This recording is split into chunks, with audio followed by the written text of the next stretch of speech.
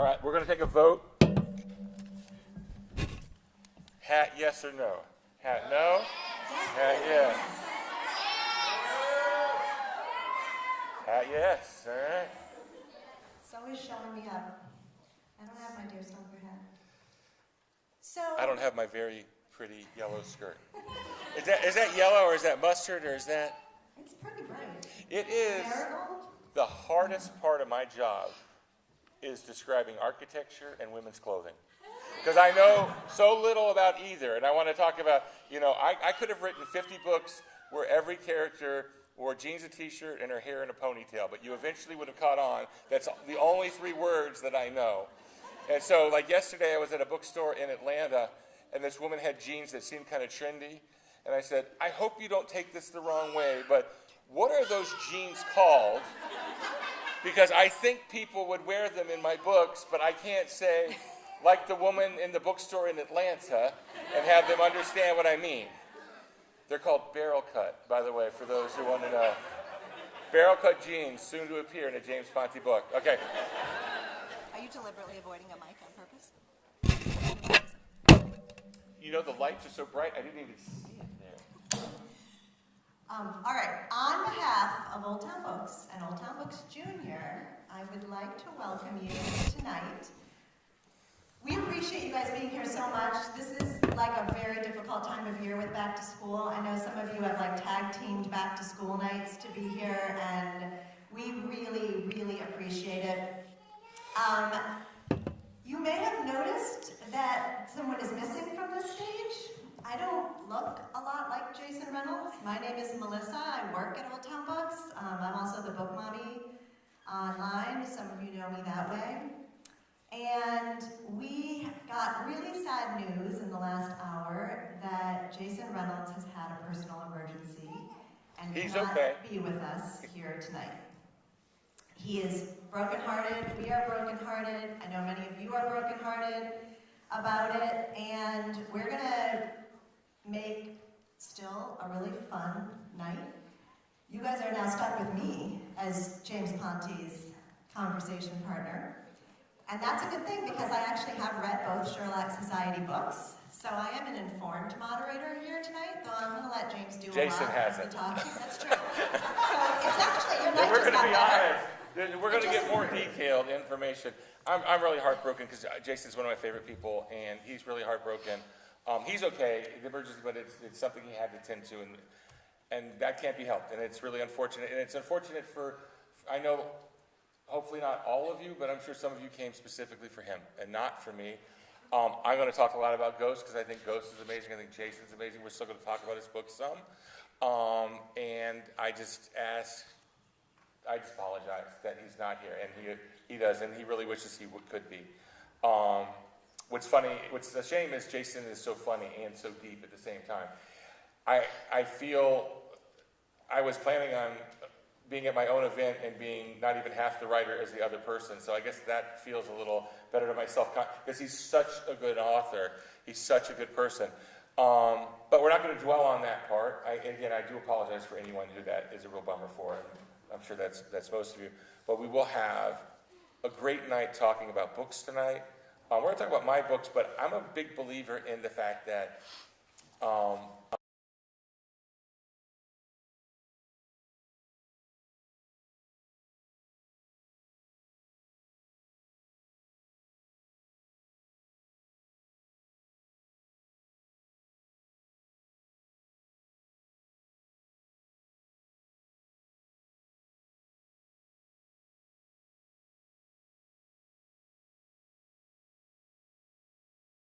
there's so many amazing books out there. There's so many amazing authors out there, and I will try to represent them all well. So. All right, we're going to cover a few housekeeping things before I formally introduce this man right here, who claims to be a better writer than me, I guess. No.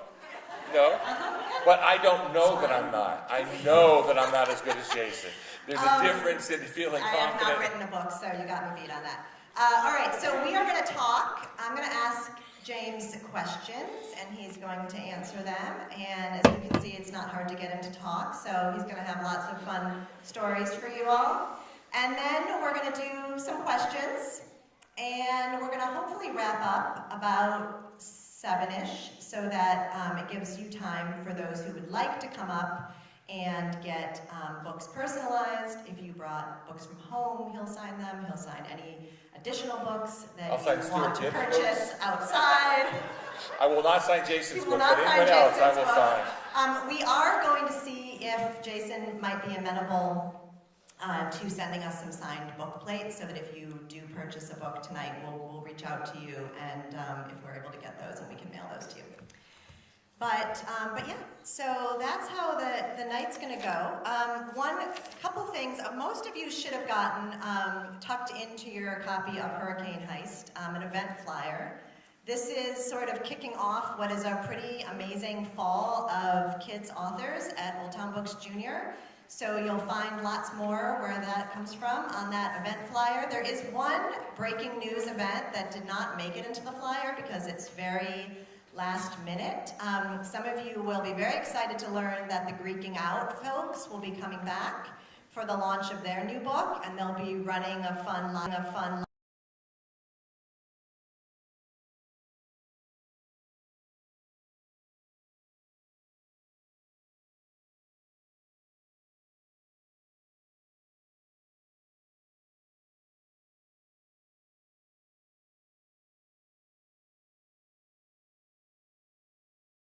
find those details online as well. But they're a great time to come into the store and hang out with other kids your age and chat about great books. All right, so let me see if there's any other things on my list here. I really need to put my old lady glasses on. Jason would have memorized it. I know. Just saying. I know. I got big shoes. I'm aware of this big shoes. He's got big shoes. To fill. That's good. Yeah, I know. See, that's true. I don't even have the feet right. Okay. I'm going to tell you about this guy. He doesn't like it when I... Can I do one thing before? Okay. So one last pre-thing. I just want to get it out of the way. The hat. All right, so I wanted to do a thing for the first Sherlock book where I thought it would be fun if I got all my friends who are writers, and they are amazing writers, to pose in Sherlock hats for me. And I didn't know how many would say yes, and every single one said yes. And I have videos online, and on my website you can see them. And we're talking like Jeff Kinney and Raina Telgemeier and Jason Reynolds and Stuart Gibbs and Gordon Corman. And I wanted all these people to pose in hats, but I needed to have a hat too.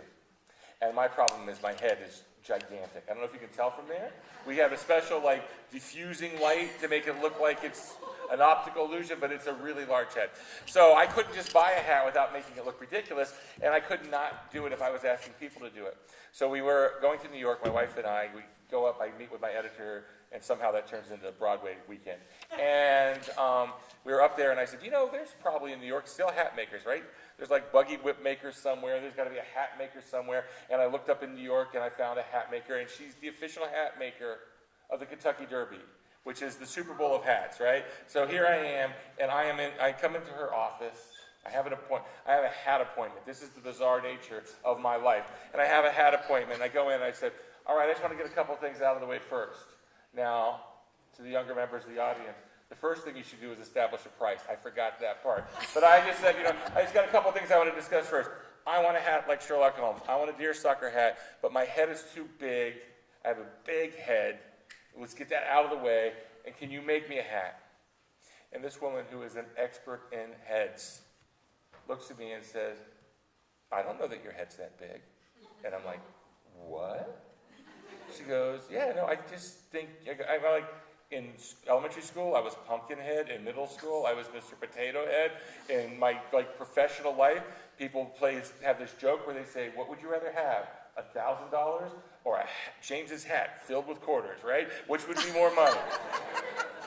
I have a big head. I don't know. I think you just have a round head. And this is a differentiation I'd never heard before. She goes, most people's heads kind of squished on the side. And so a hat is built for that. You just have a round face, a round head. I'm like, oh my goodness. She goes, here, let me measure it. She measured it. She turned to her assistant and goes, oh, it's really big. And I just thought that was a little unnecessary for her to add the really. For her to even do the let's lift your hopes up and say maybe it's not big after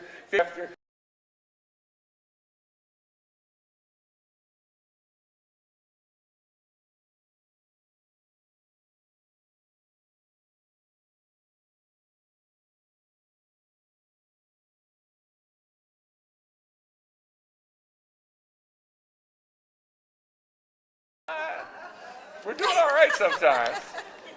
We're doing all right. But All right, some of you might have come here only to see Jason Reynolds, and you Most might of not you. even know who this is. So I'm going to introduce him with, I was on the flyer. Easy to recognize the guy with the big head. Yeah, it's him. So man with the big head is named James Ponti, and he is the New York Times best-selling author of 4 middle grade book series, including his most well-known series, City Spies. You're gonna hold up. I'm gonna ban him. I'm gonna ban him right. All right, Vanna White. And the Look, you can still see my head, right? All sides of my head are still visible. All right, go. The DC Set series that starts with Framed, Art Heist. All right, and the one that we're going to talk the most about today, which is the Sherlock Society.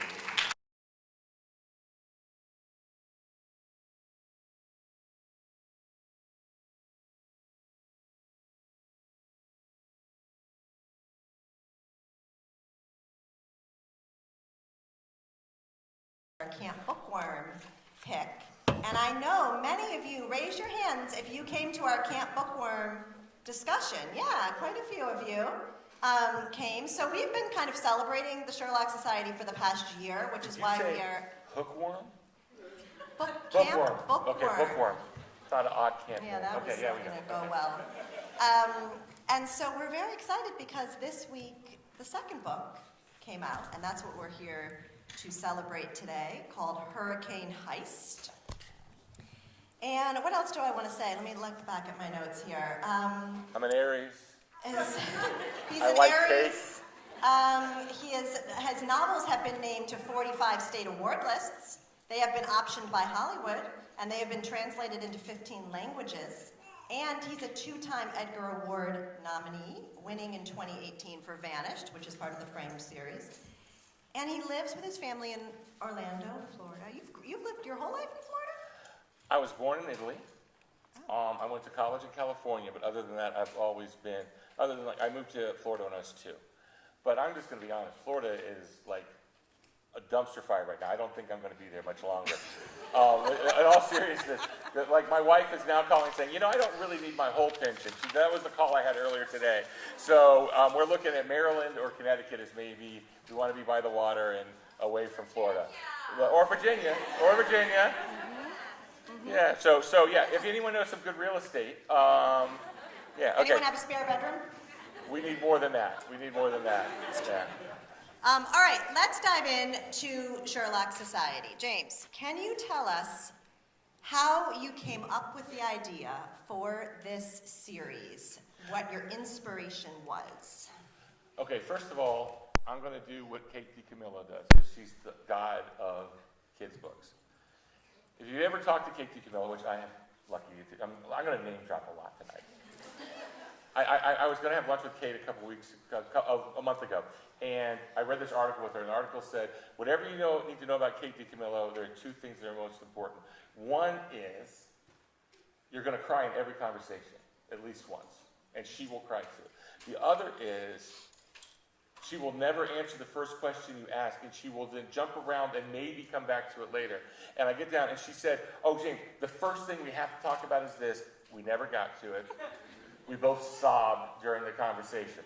So she's going to ask me questions, and I'm going to always backtrack and do this, and I apologize. So a little backstory to explain how I came up with for Sherlock Society. I spent my life as an adult in television. I spent 25 years in television. I was a writer for Nickelodeon and Disney Channel and for cartoons and things like that. Then I was a producer for NBC Sports and History Channel and things like that. And so I did that, and then I started writing books on the side. And then I liked it more, and I decided I was going to take this jump and only write books. And I very much overthought the situation. And I said, the problem is I'm losing this income, and what happens then when no one wants another City Spies book in a year, and I have to start a new series, and I'm going to go 2 years without a series. So what I'm going to do is I'm going to start a new series, and I'm going to gently end one and start another with overlap. And then people kept buying City Spies. Said, no, you're not stopping City Spies. So now I have to write 2 books every year, right? And that's why I'm in such great physical condition. So I knew I wanted a new series because I knew I was about to leave my other job. And I've never, like, on command, come up with something like this. And now I did. So now to answer her question. So I'm sitting there in my office, and I'm thinking, okay, I need to force myself to actually come up with a good idea. And a block and a half from my house, my office looks out on the street, which is great. It's got 10 windows, and it used to be the porch of the house.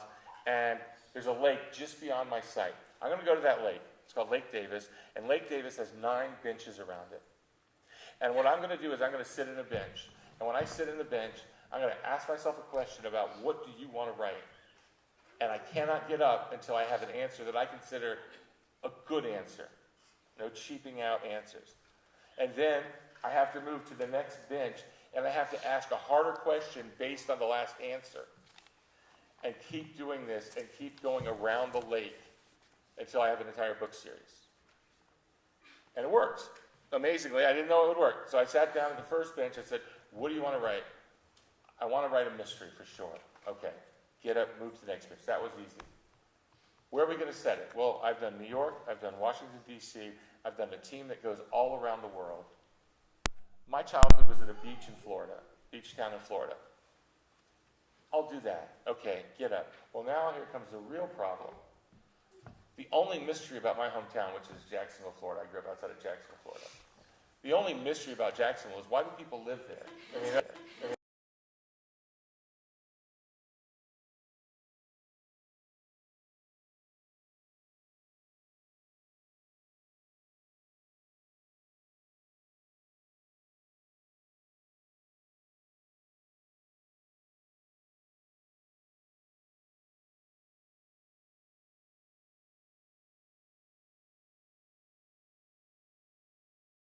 that's great. And then I moved to the next one, and that's where I ran into the brick wall. And the brick wall is, when I worked at Nickelodeon, there was a rule. Every series had to have a 16-year-old character. Does anyone want to guess why? What can 16-year-olds do? Yes, they can drive. Every show had to have a character who could drive, even though we never showed them driving.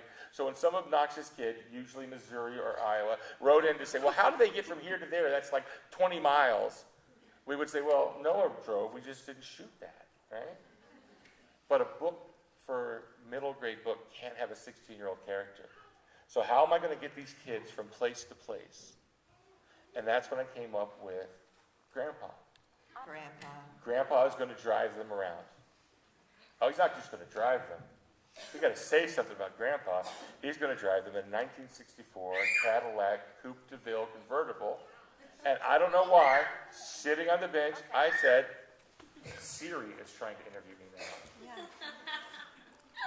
I don't want you. Is that one of your Lady famous Gaga friends? is singing. Lady Gaga's not, I wish I knew her, but I don't know.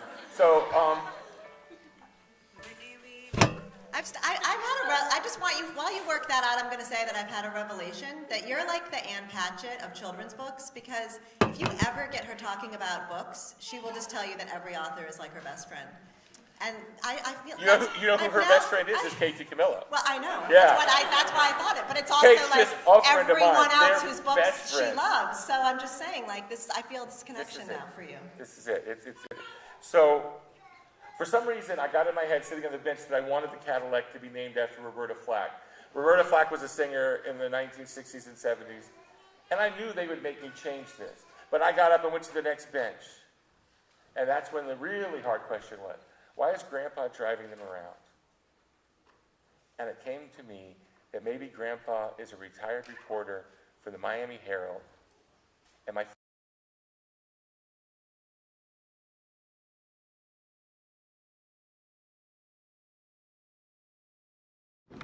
this is basically Grandpa has a storage unit filled with file cabinets, filled with every interview, tape, article, photograph, award of all his years as a reporter. water, and then we have now cold cases through Miami history.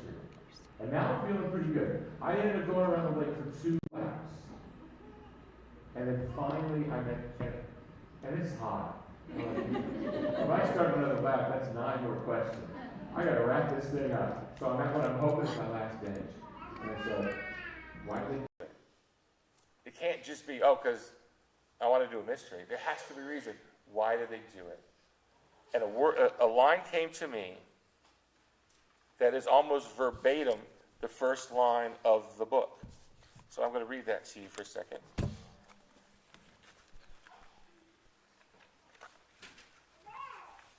It became the first paragraph. Maybe if our last name was Baker, we would have sold cupcakes. Or if it was Walker, we might have taken care of people's dogs while they were on vacation. But it's Sherlock, so starting a detective agency just seemed like the thing to do. Especially compared to more traditional middle school money-making schemes like babysitting, boring, lawn mowing, sweaty, or cleaning out the attic, boring and sweaty. And I sat there at that bench looking at the lake, and when I had the first paragraph, I thought, I can write that book. And I walked back to my house and I started writing. So that's where it came from. Books are always built on questions. Now, one thing is when you ask, if you were to ask each other, oh, what's City Spies about? What's the Sherlock Society about? The answer would be the plot. Oh, it's these kids and they go on these missions, or oh, it's these kids and they're trying to solve a mystery. But if you ask a writer what a book's about, the answer is about the problem. See, in My frame is, what does it mean to be someone's best friend? That's what I wrote about for 1,000 pages. City Spies is, what does it mean to be a family? That we're at 7 books going on 10. Trying to figure that out. And if we get to my family, you'll understand why it takes so many books to unravel a family. And now I really wanted to write about, how do you figure out the thing about you that's special? That's the hard thing we have growing up, right? And that's the thing as readers we connect with. The plots are fun. Oh, I wish I could do that. Oh, I wish I had that. But the stuff inside, the emotion stuff, has to be the same as it is for you. And that's where we connect with the books that we read. Oh, it is hard. Even if you don't know that that's the question, because I never say it out loud, it is hard to figure out, how do I figure out the special thing about me? Let's talk about some of the specific elements that really come to play in the new book. Now, we're not going to give away any major spoilers, don't worry. I know none of you have read it yet, probably. I know. Unless you went to a different bookstore about it on Tuesday. I read it. So let's talk first about, we talked about Miami while you decided to set this series in Miami. But there's a particular hotel, a very classic, fancy, schmancy, kind of iconic Miami Beach hotel that comes to play in this book. Tell us about where that came from. Okay, you want to write about things that you know. But you want to write about feelings that you have. So, I grew up in a family where we had family business. I was raised by my mom and literally never met my father. I had an amazing mom, I had an amazing childhood. But she decided that she wanted us to travel. And she couldn't afford for us to travel, so she opened a travel agency in her house. And from a very young age, we were trained to answer the phone like we were grown men. So as 10 years old, I would answer the phone, and I go, hello, this is Trips and Tours, how may I help you? They go, oh, I want to book a trip to. I go, oh, no, I'm a European specialist. You'll need to talk to Sylvia. No matter what it was, they had to talk to Sylvia, because my mom was the only person. And no one knew this was just a room in our house. And people booked my mom forever, because she didn't have money. So she told them how to travel without wasting money. Like they take a cruise to Cozumel. And she goes, now if you go on the cruise ship's going to want to sell you for $65 each a trip to go snorkeling out of Uxmal. But here's what you do. You don't pay for that. You walk off the ship. You go 1 block to the right, there's a taxi stand. They'll drive you there for $20. You only give them 10. So they wait for you to finish swimming to take you back for the other 10. And they rent snorkels at the thing for $5. So for $15, you get what everyone else is paying $60 per person for it, right? They loved her for that. And when people would take cruises out of Miami, they would leave in the morning, so people would usually fly in or drive in and have to spend the night.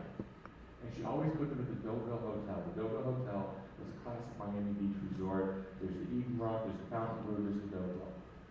And this was like classic 1960s, but then that legacy of Miami at the time. And she would always put people in the Deauville. Like one day a cruise line called my mom and said, we have extra spaces. So you can bring 4 people, you can take 4 people for like $150 to take the cruise. I'll take it, right? Budget travel. She called the Deauville, she goes, I'm coming down, I'm going on a cruise myself. Put a lot of people in the hotel. Is there a chance that you could give me a discount rate for one night for me? And the sales guy said, it's taken care of. You are in the hotel. Rooms paid for it. So we love you. You send to so many people. Now you have to realize our car was a beat up old Toyota Corolla that I had once left the door open while she was backing up in the basketball goal, bent the door, and you had to tie the door shut, and with 4 of us squeezed in there, like you had to tie the door and then climb into the window like you were a stock car racer, and you had to tie the trunk shut with 4 people's suitcases. So we look like the Beverly Hillbillies coming down Collins Avenue as we pull into the Deauville Hotel, where fancy people stay.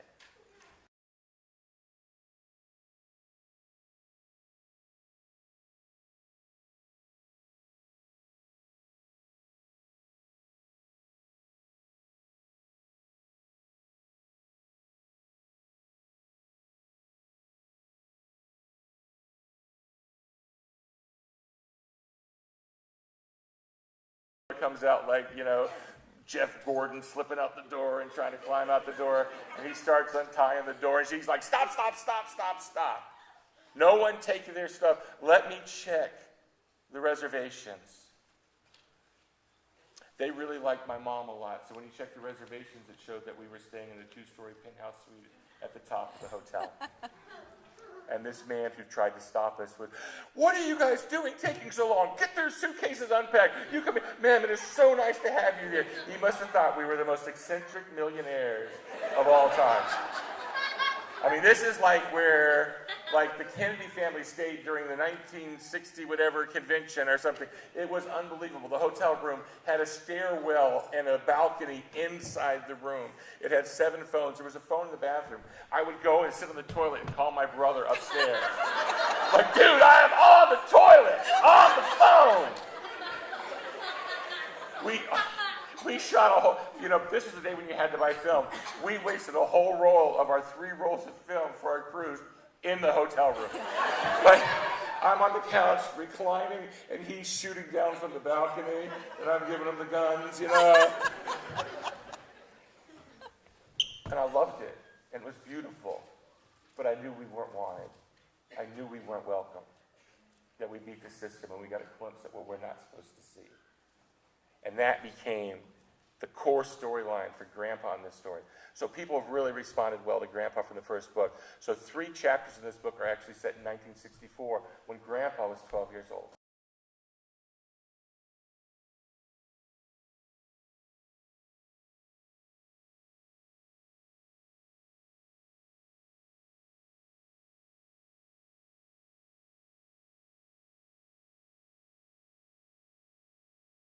Guilty. So we write out of the places where we hurt, or the places that are funny, but sometimes funny is really just a way of dealing with hurt. I know our car was not good, but do they have to wave us off like that? Do they have to treat us like that? And what a rare moment of him now not knowing what's going on, because now we're in this penthouse suite, and we rode that, and it's like, yeah, that's right, we belong here. So that was a big part of it. Another thing. Well, I have a question about Grandpa. Yeah. So you said people responded really well to Grandpa in the first book, which I could absolutely understand. You also forgot to mention that he has an aquamarine convertible, which is one of my favorite details. Fire Mist Aquamarine is the technical color. Yeah. But so when you went to write this book, it wasn't in your mind originally to give Grandpa kind of the starring role and to show his story from his past? When I was going around the lake, it wasn't. Yeah. by the time I was at the end of the first chapter, I thought Grandpa was the star. Oh, okay.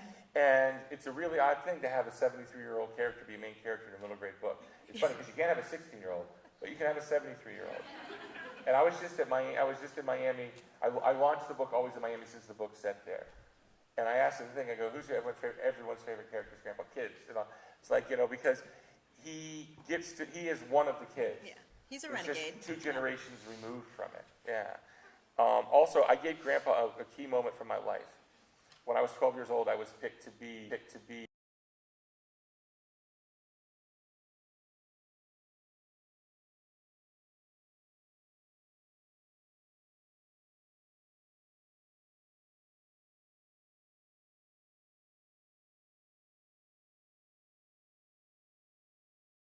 and I'm so not photogenic that they sent me to the Humane Society and must have taken 8,000 pictures to get one where I wasn't going like, you know. But we got press passes, like real press passes. We got the notebooks that are in the book were the notebooks they gave me. But there was a magic moment that happened, and I gave that moment to Grandpa in this book.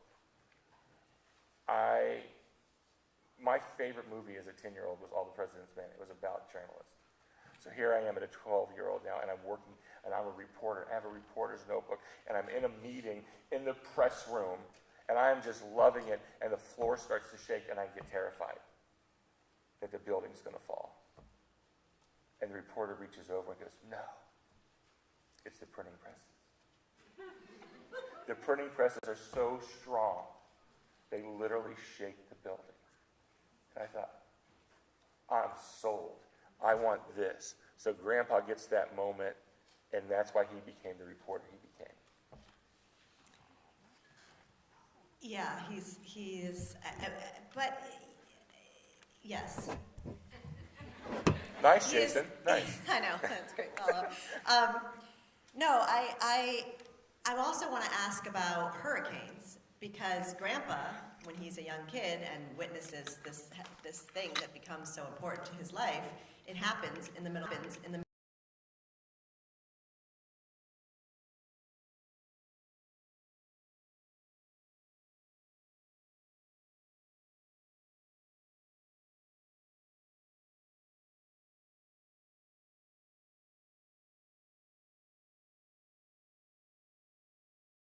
Version and Alabama version, and they go all the way north. But in Florida, because you're just sticking out there, you're going to get hit from all sides. Hurricanes are a part of your childhood in a way that they aren't for other places. Like our grocery store would always, on the paper bags, back when there were paper bags, starting in like May, print hurricane maps on your grocery bag so you can track this, you know, it's like a public service. You need to know where they're coming. And for kids, they're really different than they are for adults, because now I've been through them at both. As an adult, you're thinking about really responsible stuff. Insurance, where I protect things. What do we do about this? Do we need a generator? Do we need this? What about the roof? Do we evacuate? When you're a kid, you have no responsibility. It's like, wow, school's canceled, so that's good. Wow, everything might get destroyed. That's bad. Wow, it's coming at us. That's bad, but part of me kind of wants it to come this way to see what it looks like, but then not really. And it's so unpredictable is why I wanted to write about it. Because that's the part, it's unpredictable. And in the 2-3 days leading to it, it's just so filled with anxiety. And then when the first real hurricane I had was Hurricane David. And Hurricane David's coming, and it's coming at us, and it's coming at us. And I'm like, we're braced for it. And then the night before, it changes direction and skips our entire area. Not even a little rain. 2 weeks later, Hurricane Frederick goes on the Gulf Coast. Oh, good, we don't have to worry about this. The rain from Frederick flooded my house, and it was flooded for 2 weeks. Every morning, I'd forget at night when I'd sleep, and every morning when I'd wake up and step out of bed, I'd hear splash, splash.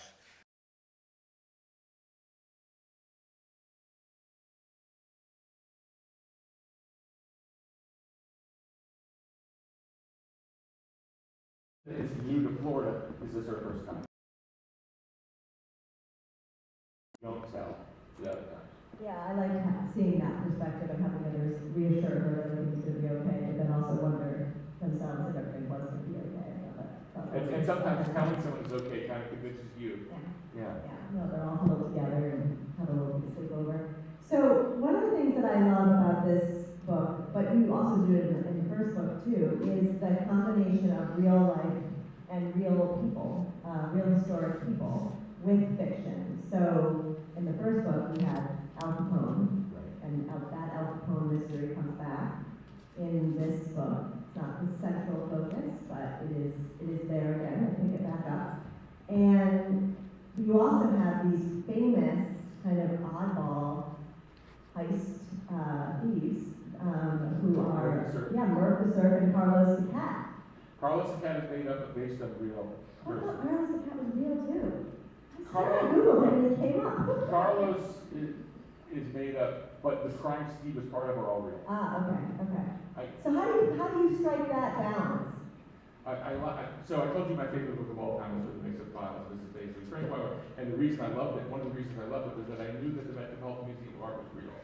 And I knew everything she was talking about in the book was real. And so that I could kind of 3D go into the book if I went to New York to these places. And I love that part, so I try to use real things as much as possible. You know, I love to tell the story when I was writing Vanished is from the Frame series, and it's about a person who disappears during a performance at the Kennedy Center. So I went and I got a tour of the Kennedy Center, behind the scenes where no one, it's really great. And I'm going, and I'm taking pictures everywhere, because what I do is I take pictures, I visit the places, I take pictures, and I load them on my computer, and when I'm writing scenes in the places, I pull up the pictures to remind myself of the experience. So I went into Obama's private suite where you could watch the show. They took me there, and the fictional president in my book, because I don't do real current people, I do real past people. Current places. Current places, yes. And the fictional president was a character. So I took pictures all over the presidential suite so I could remember it. Well, apparently they were watching me on Closer to Camp. Because when I get down and I'm walking down the next thing, someone comes running out of whatever to accost me. They could spot you because of your big head. Yeah, it's hard to miss. Well, I thought the big head would block the camera. And he goes, you were taking pictures in there. I said, yeah, I'm on a tour. It's like, you're not allowed to take pictures in that room. I go, sir, I had no idea. I didn't know. No harm meant here. And I opened up my phone. And I said, look. And I erased all the pictures. He goes, okay. And then I restored them all. And it's like, and I wanted to call the president. I wanted to say, Brock, they don't know how to use an iPhone. So I don't know if I would trust them with too much tech-wise. What's the Secret Service? I would say that this was just kid-centered security, but it was alarming to me that he didn't know that I could do that. And so, for Al Capone, I looked up real crimes in Florida. And Al Capone, it turns out, really he didn't carry money, he carried safe deposit keys, and I changed it to money so I didn't have to add a layer to it. But he buried over $1 million worth of stuff that was never found, because when he was in Alcatraz, his mental health deteriorated so much that he couldn't remember. His niece, I think it was, got hypnotist, and they would come and hypnotize him his estate in Miami, and he just couldn't remember. They dug up everything, and they found it. So, that's a good one to use, because it's a real one. Murph the Surf was the biggest jewel thief ever in American history at one point, and he was a surf instructor for Miami Beach. Well, that's too good to pass up. And then I fictionalize things from other places that I think would be handy. But you try to walk the balance. You try not to lie to anyone, although I'm not really worried that the phone's coming after me, or work the surf. But it is a tricky balance, but I think it's fun. It also gives you stuff you would. I read about every heist ever. So I think it was the Hatton Garden heist in London was a huge jewel heist. These guys did everything. They had masks, they had figured out cameras, they had figured out how to get past all these levels of security. And they got away with a fortune. And they left a happy sandwich with DNA and walked away. And they had a receipt with it. And I love the idea that you could have spent a year and a half planning everything, and some bozo who's the getaway driver just eats the sandwich and throws it out the window instead of in the car. And that's how you get caught. So you read that stuff, and I'm not going to use that because that's London, but I'm going to use that sandwich somewhere in one of my books. So that's, it's also really good. There's a SWAT team member on my street. There's stuff that I feel like I can't look up online without getting in trouble. I go down the street, and I'll go knock, knock, knock. Mike, can you not make a bomb with stuff in your kitchen? He goes, oh yeah, yeah. Can you show me? Oh yeah, come on. I'm not gonna tell kids how to do it. I just gotta know what can be done so I can do another thing. Once I asked them, I go, because I need this for City Spies. I'm having to track a cell phone. Can you really track a cell phone because you want to see this guy for this whole week? And he flips open his laptop. And I saw everywhere this criminal had been for a week. There was, and I'm like, okay, this stuff works. So if you know me, be careful what you tell me you can do. Because I will call you in the middle of the night and say, remember that time you said you climbed up the back of a Hollywood sign and bungee jumped? Yeah, I need that route. Now, because I'm writing it now.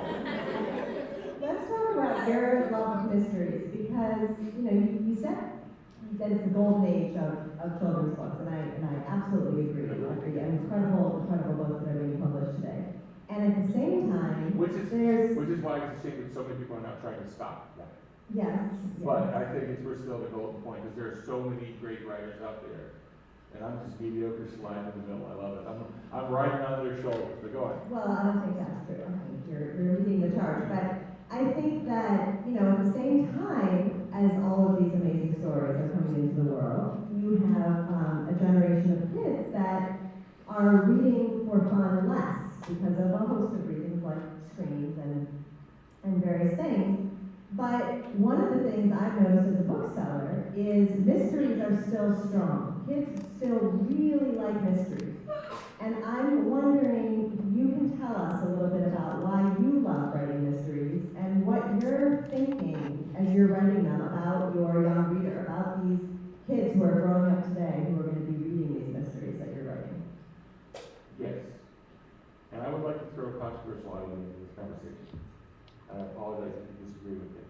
I've had people who are experts say I'm wrong about this, but I don't know that I'm wrong about it.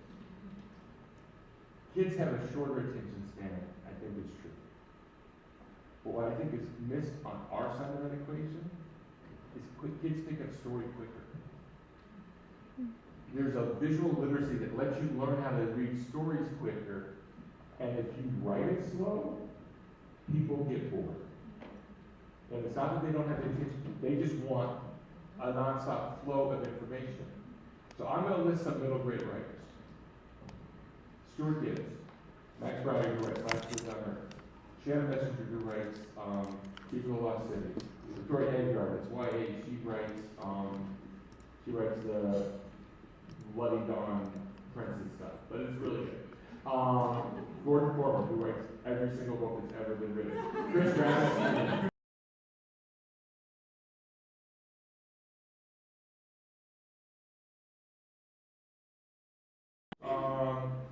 I could go on and on. All of them started as screenwriters before they were book writers. Except for Gordon. Gordon is the freak of nature. Gordon got published when he was in the 8th grade. He sent a book to Celeste and they published it and it became like a hit. And he would get, but when he went to college, and mind you, he majored in film, not in books. I think that's not, Suzanne Collins, Hunger Games. I don't think that's coincidence. Because when we write books, we write with the speed of plot that comes from, that you learn in movie writing and television writing. And so I always feel terrible at the length of my books. Because people say, oh, books are too long. I'm not so much, 340 pages. Oh, but my son did Monsters and read fast. And I think that's the key. Sometimes, so it's a combination of the speed of it. And we have to, on our side at times, recognize the fact that it's not only the attention span, it's also our engagement ability. So I don't think that's controversial. I completely agree with that. And I also want to add something else in that I think you do very well for your readers, which is to treat them as if they are very smart. I think that kids today, even if they have a shorter attention span, are very, very smart and very, very savvy, and also they don't want to waste their time. And I think when you write your mysteries, you're assuming that that reader is picking up on all sorts of interesting clues, and you're throwing all this historic figures at them, all these heists from the past that are so fascinating, and you're doing it in a way that doesn't sound stuffy and formal, you're doing it in a way that's inviting them into that mystery. And I think that is another reason why the pacing of your books works. I'm actually, I literally have never said this aloud before. So, both my kids are on the autistic spectrum.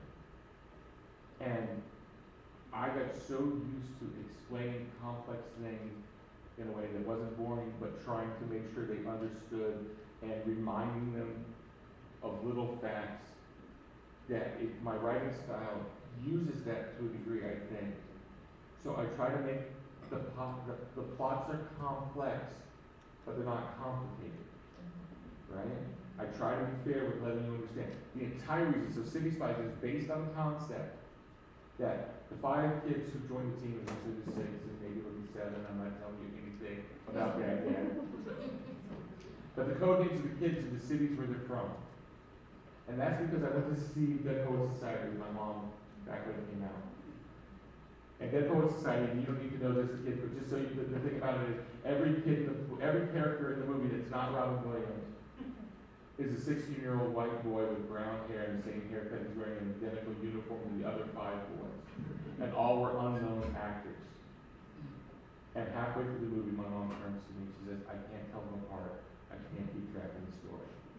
And she was so frustrated. She knew that she would like it.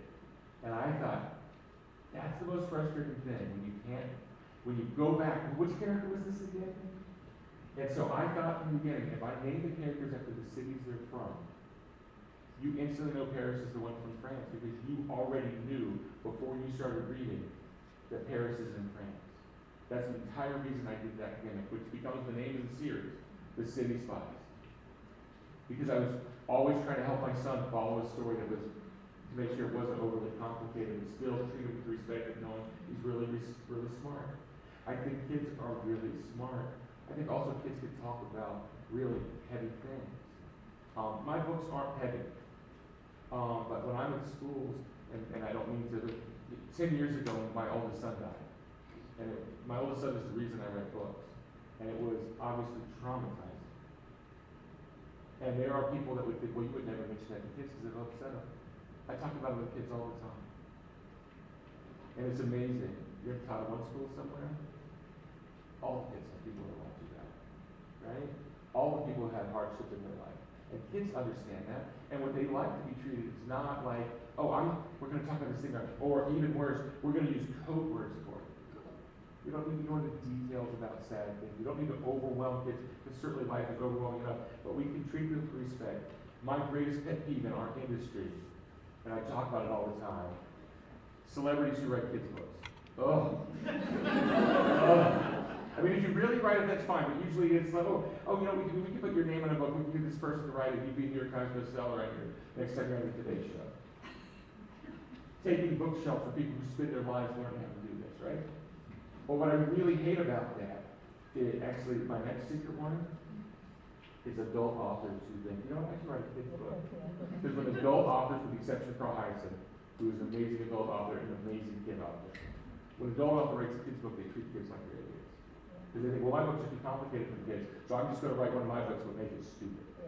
And I literally, without naming names, a friend of mine who does like the educator's guide to the book, she does mine, she was assigned one of these books, and she called the publisher. And she said, you didn't send the entire manuscript, it's got to be like 3 chapters this, and he goes, oh, that's it. Because it doesn't make sense. They go, yep. Alright? Don't treat kids like they're stupid, that's rule number 1. Treat them. That doesn't mean they're not adults, but they're not stupid. They're curious about the world. One of the great things that I get to do with Sherlock Society is Miami is there's so many environmental issues here. Not even talking about the politics of environmental issues, but there's marine biology, there's the Everglades, there's ecosystem, and there's nature, and then there's the whole thing about the Everglades is overrun by Burmese pythons that people had as pets and couldn't get, and now they just destroyed it. And also because someone thought it was a great idea to put a Burmese python breeding facility next to the Everglades in line with where hurricanes hit. And literally, a giant warehouse of Burmese pythons got knocked over in Hurricane Andrew, and the Everglades is never the same again. And that stuff kids can understand. When you talk about carbon footprint and stuff like that, it's hard. Pythons everywhere, cool and awful and wow, right? So yeah, I try to be respectful. You know, before we took pictures, the questions are genius. You know, these kids are so smart. And I've never ever had a kid or one of the parents say, "Oh, this book is just too complicated." And I always expect it because they're not easy, but they're not complicated. Well, they reward paying attention. I got to hear Rita Sepetti speak a couple of years ago. She writes historical fiction for your age and She's also so for much better. teenagers. She's amazing. I'm not best friends with her though, but I have to be really good friends with her. You want to know anything about it? So she just come back. She was in Cambridge all summer, but now she's back in Nashville. So I might see her tomorrow when I'm in Nashville. catching up with your buzz. So I was going to say that she was doing a talk from one of her books, and an adult raised their hand and asked a question. Said, you know, your books are so well written. Why don't you just publish them for adults? Wouldn't you make a lot more money as an adult author? Wouldn't you get a lot more visibility? And she was like, I want to write for teens because that's the generation that I think is more curious and more primed to change the world. And that's the audience I want to write to, and I'm going to write the very, very best story that I can write, irregardless of the fact that they are that age. I love writing for kids. Yeah. I love it. And, you know, kids read books differently. How many people here have read a City Spice book? Okay. How many of you read the same book more than once? Adults don't do that. I had kids come up to me and say, okay, because they can't get the words to catch up. I go, calm down, it's fine. All right, so in Sherlock Society 1, there was Officer Martinez was driving a Marine Patrol boat, and he rescues the kids. Yeah, okay. They go, in frame 3, the FBI agent who they meet in the secret sub-basement of the FBI Hoover's building is named Officer Martinez.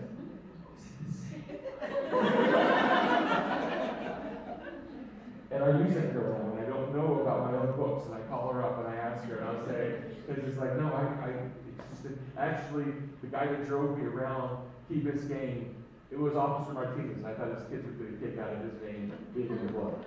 I didn't realize I had used it before 5 years and 350,000 words ago in my writing class. And I love that. I called once. I have made a crucial error in the City Spice book. I've made a couple. But one, the villain in City Spice is LaFong's home. And that's the name they've given him. He's the Phantom. We don't know if he's a man or a woman or whatever. And I was writing about it in the most recent book, and I called Leah down the street, that girl. And I go, Leah, I can't remember, is it LaFong's home or LaFong's home? Says we don't know the gender of the person, and she, bless her heart, she goes, it depends on which book we're talking about. And I'm like, what? She says, book 1, 3, and 4 is blue, and then book 2, 5, and 6 is blah. I will write for kids until my last writing breath. Because they love the books. And you know what? I read stuff in books that I love, or I watch a mystery show that's well made, but it's like, that is so much coincidence. If I tried that, the 7th graders would revolt on me, and I tried to pull that over on them. Parents are constantly coming into the bookstore and taking me aside and asking me how they can get their kids to stop rereading books. They feel like they're not broadening their horizons by moving on. And I just want to say that when you reread a book, you are like getting seriously invested in that language, in those characters, in the themes. Like that is like a next level experience. Like we should all be so lucky to be so engaged. All right, we are running rapidly out of time. These poor children need to go to bed. So we're Being an going audience and being a hostage are two different things. we're going to bar the doors. You can't get out. You didn't know you were in the next City Spies book tonight. We're going to take a couple quick questions. Who has a question? I'm going to tell one quick story, and I promise I'll be quick. I promise I'll be quick. So, the Marine Patrol, the book, Sherlock, because you'll love it if you read the book. The Marine Patrol rescue is the start of the first book. So, I called down. I want to do accurate research. The Marine Patrol, I just wanted to see their office. And they said, no, we're going on the boat. So we hop on the boat, and he starts racing around Biscayne Bay, and he's like, oh, that's Shakira's house. Oh, that's J-Lo's house. And he's just doing this, and he's like pulling up the speed, he's showing off everything. And I said, okay, well, I have an odd thing in the book. I want to research, but kids' books are so ridiculous. It starts with a yacht exploding in Biscayne Bay. And he goes, yeah, that happens all the time. And I'm like, no, seriously, all that you want to see some wreckage. I'm like, there's current wreckage? He goes, oh yeah, there's always some wreckage in the yacht. And he said, no, we got a yacht sticking half in, half out of the water. Then, my writing friend who came with me, she lives in Miami, she was my driver that day, she goes, and there's this eccentric character, Grandpa. And Grandpa doesn't want to be picked up by the cops because of his history. So he tries to outswim the Marine Patrol boat. Yeah, that happens all the time too. And I go, what? And he goes, yeah, and I go, what do you do? He goes, you just putter alongside, they give up, and then you put them. That's what I wrote, you got it. And it dawned on me. There's no crime in Miami that I can come up with that's unrealistic, right? So, yeah, okay, now questions. Be quick. And they laugh, they like that story. Okay, right there in the light blue shirt. So in City Spies 6, a phantom has a Rolls-Royce Phantom. How did you come up with that? I just thought that'd be the part we had. We should have, what I liked about the Rolls-Royce Phantom, and again, that was 4 books ago for me, even though it's only 1 book ago for you. I think the Rolls-Royce Phantom were the books that the royal family had. The cars that the royal family had for a certain generation. Rolls-Royce was made a specific one for each member of the royal family. And I thought Bill Fenton would want the car that came from before or the Queen had. So that's why I think that one. Okay, another question. Right here. How many times did you almost get arrested gathering information for your books? Okay. How many times did I almost get arrested gathering information for my books? I almost got arrested shooting a documentary on the Golden Gate Bridge, but that doesn't count because that's not part of the question. Never. But in Frame, they have a scene where they go to the Romanian embassy. And I did my research, and I'm taking pictures, and I'm worried they're going to think I'm taking pictures of the embassy. And the door was open, and I went over to talk to the guy about, is there a way to peek inside? And he started yelling at me in Romanian. I don't know what he was saying. And then it dawned on me, I go, wait, until the sidewalk, I'm actually currently in Romania, and he could detain me, and I just sprinted. I'm sorry! For Mission Manhattan, actually, Mission Manhattan, which is City Spies #5, takes place more in Washington, Manhattan, it just ends in Manhattan. And I wanted a really interesting place, and so I decided to use the Iranian Embassy. For those that don't know, the Iranian Embassy has sat empty since 1979, I guess, or 1980. And by law, the State Department has to take care of the law, but people can't go inside. And these would boils down to. And I thought, what a neat plot. I mean, some of the most expensive real estate in the country is right there in Washington, and it's sat empty for 40 plus years. So on research day that day, I did everything up to that. I say that for last in case I got arrested. I thought, someone in Tehran watching this, if they're going to complain, they got to call someone, they got to call someone, they got to call someone. I probably got a good 18 minutes before I got a word. And I just walked around, I took pictures of every single thing I could, and then I ran and got an Uber. And the Uber was driven by the Iranian guy who took me to a private facility. That's how good they are. They'll need an Uber, we'll get them in. All right, cutting you off. Next question. Yes, right there. I have 2 questions. Who are the people that you dedicated the Sherlock Society Hurricane Heist to? And is the 7th book of City Spies actually covered? Okay, the 7th book of City Spies comes out in February. I have signed contracts for at least 10. I expect there will be at least 12. So for those that wonder that, the book is dedicated to literally my best friend, Karina Glazer. Karina Glazer is an author. Her new book, hold it up there. She's coming to the store in 2 weeks. She had a book coming out, right? She's going to be a music. 2 weeks, meet and greet, 4:30 to 6. It's the best book I've read in like 5 years. It's unbelievable. 9 moves upon you and Lulu. She's the one that wrote the Vanderbeekers. She wrote the Vanderbeekers series. This is a standalone historical novel. We're just super tight. And she's the one I call when I'm feeling bad about my writing. And I can't call my wife who's a school teacher and I can't interrupt her class and say, I don't think I ever put it right again. I call Karina and say that instead. Yeah, but the dedications of books are really important. I highly recommend you to go through your shelf and see who people dedicate. Sometimes it's mom or dad makes a lot of sense. And sometimes it's stuff that makes you think, oh, I wonder what the story is there. That was a great question. Great two questions. Yes, back here, the white shirt. Yes, you. Speak nice and loudly. I have two questions. One, what is the next Stage Spies book called and where is it set? Okay, it's called Europa, which is a break. The publisher wasn't sure about that, but my editor and I pushed on it. Okay, so I'm always looking to make things different. So in City Spies, Umbra is the evil agency like Spectre is in the James Bond movies or Spider is in the Spy School books. Umbra is launching an attack on 4 separate cities in once across Europe. And the whole book is trying to figure out what those 4 cities are. And the reason I did that is we only have 2 adults. That means 2 of the cities have no adults to help find the bombs, get rid of the bombs, and do that. I am not going to tell you the 4 cities because that's the plot. I'll tell you the one that's on the cover, and that's Rome. So Rome is one of the cities. The Colosseum is on the cover. Yeah. All right, in the red, back there. So, how do you come up with the characters for Sherlock Society? I was going to ask that question. Thank you. I started with me as a 12-year-old, kind of awkward, shy, and whatever. Like, okay, I'll give that character a sister who's everything he isn't. I had brothers who were a lot older, so the sister will be like really popular. Oh, but you know what I did? I was really happy with this.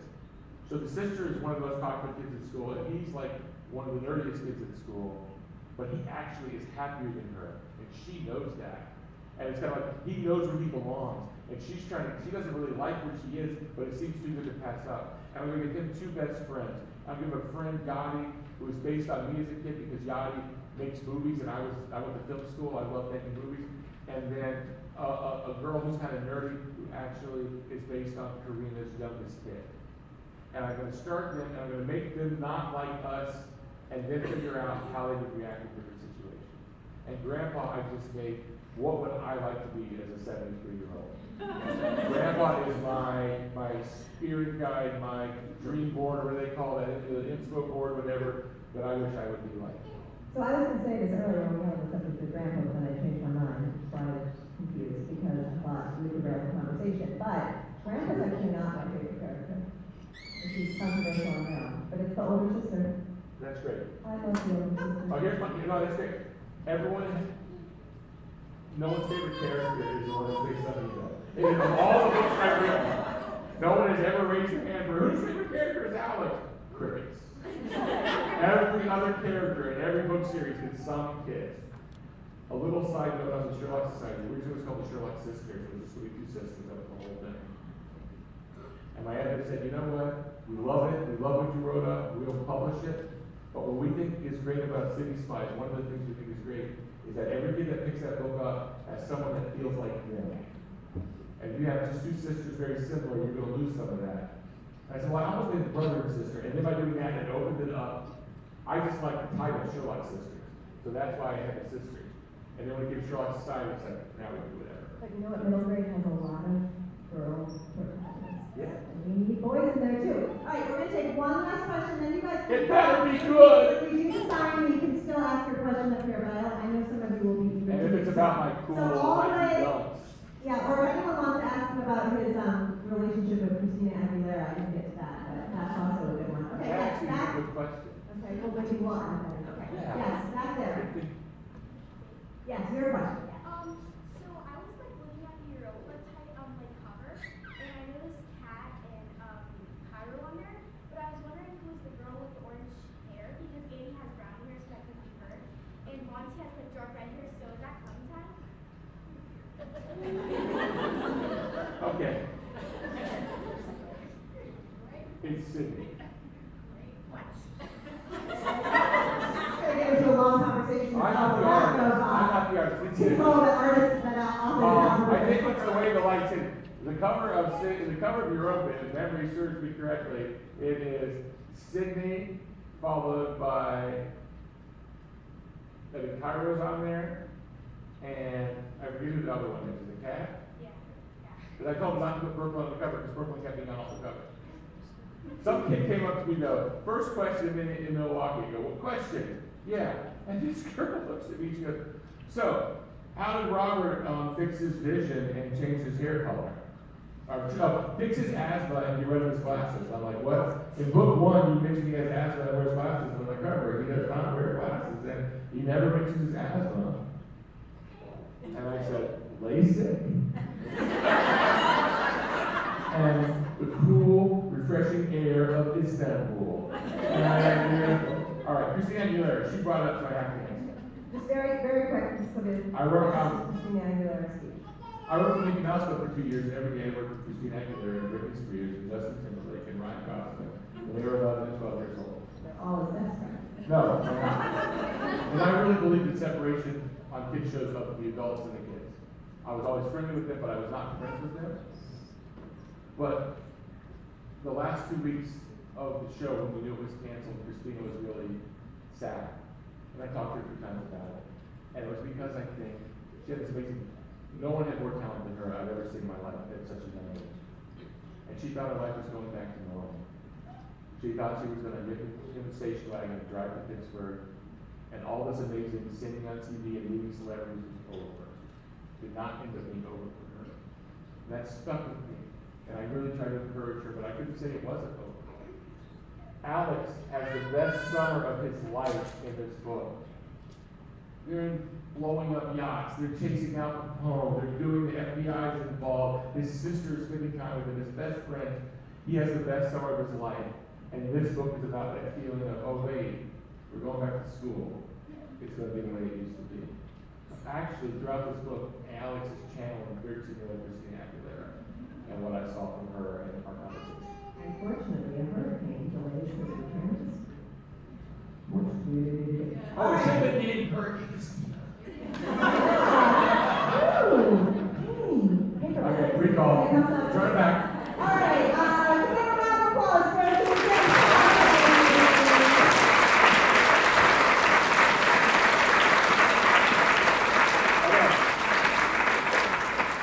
This is how book tours work. For me, my publicist calls me. He says, where do you want to go? And I have a list of my 15 favorite bookstores in the country. And I try to figure out which ones I want to visit this time. You have an amazing bookstore here. Independent bookstores are not everywhere. Great independent bookstores are even rarer. Like I said, 15 or 20 that I really think are incredible. You are so lucky to have this in your community. Let's hear it for Old Town Books.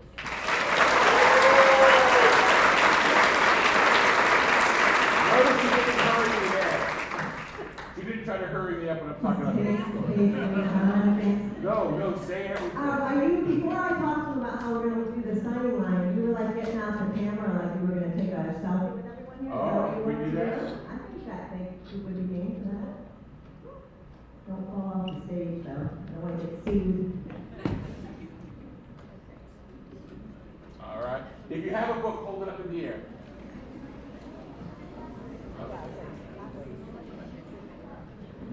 All right, now let me expand it a little bit here. I went to film school. You think I'd be better? Somebody, you worked with Christina Aguilera. I wrote it. I didn't. Thank you guys. All right, so I'm going to go over there. So Jason's going to come down in front of the stage here, and we're going to set up a little table for him, and that's where he's going to meet you.